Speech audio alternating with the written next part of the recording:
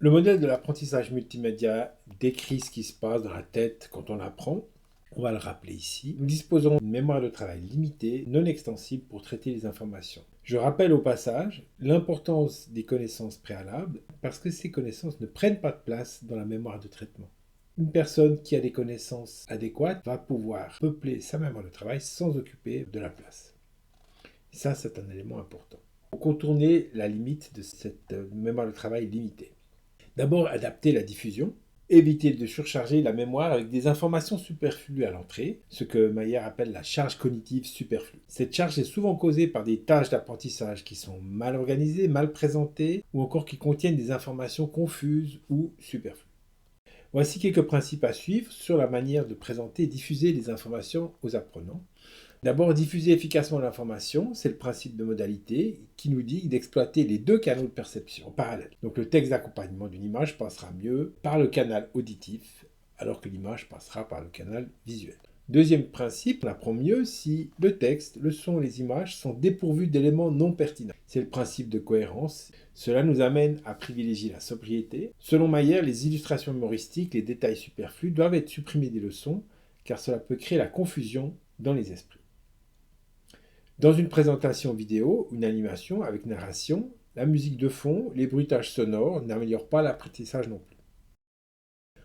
Un autre principe qui est bien connu, c'est le principe de contiguïté spatiale. On apprendra mieux si le texte et des images qui s'y rapportent sont rapprochés sur un document papier ou sur un écran. La légende séparée de l'illustration produit une moins bonne rétention que la légende qui est intégrée à l'image. Le format séparé conserve cependant l'avantage pour l'élève, ça lui permet de cacher les légendes et de pouvoir s'entraîner, retrouver les noms, ce qui est plus difficile avec le format intégré.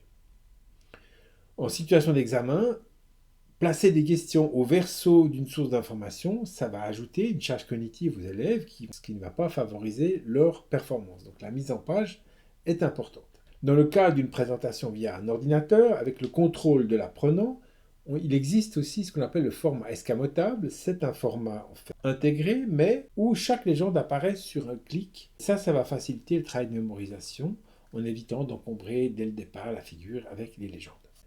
On apprend mieux d'une vidéo si le texte parlé est synchronisé avec l'image. Un décalage de quelques secondes peut rendre la compréhension difficile, comme vous le montre cet exemple.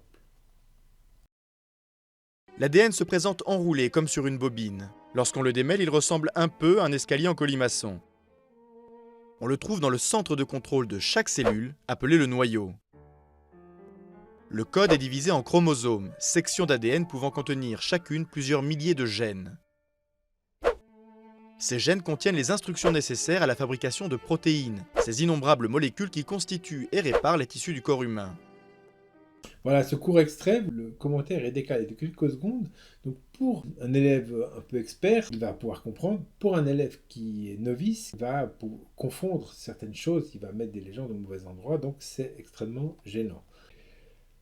Encore un principe qui est bien connu, c'est le principe de signalisation. Nous savons tous qu'un novice apprendra mieux s'il est guidé dans la sélection du contenu. Pour Mayer, ça se fait dès la conception des images. On met des indices, on signale les détails importants à traiter dans la mémoire de travail, ce qui va diminuer la charge cognitive.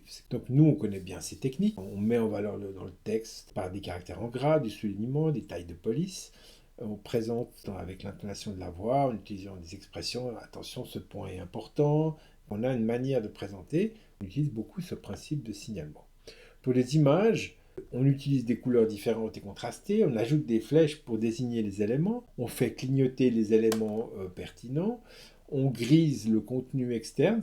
Là aussi, c'est une méthode de signalement qui va aider le novice à extraire les bonnes informations. Plusieurs études menées avec des outils qui tracent le regard ont confirmé que les experts, ils savent parfaitement diriger leur attention sur les points importants. Alors que le débutant, il est souvent totalement submergé, il ne sait pas où regarder, quoi regarder, qu'est-ce qui est important. L'expert, il sait exactement. Encore un conseil pour une diffusion efficace, qui est un peu contre-intuitif, c'est que paradoxalement, donner l'information à la fois sous forme écrite et verbale n'améliorera pas la rétention et le traitement.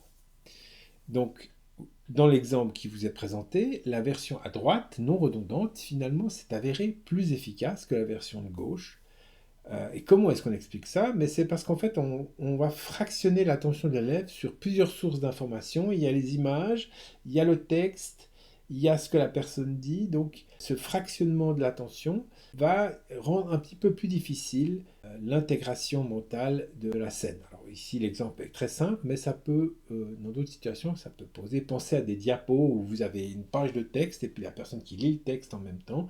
On fait très bien cette expérience. On va choisir soit j'écoute la personne et je ne lis pas le texte, soit je lis la diapo et j'écoute pas la personne. Mais on voit bien qu'on a ce problème de split attention, de fractionnement de l'attention, qui est très problématique.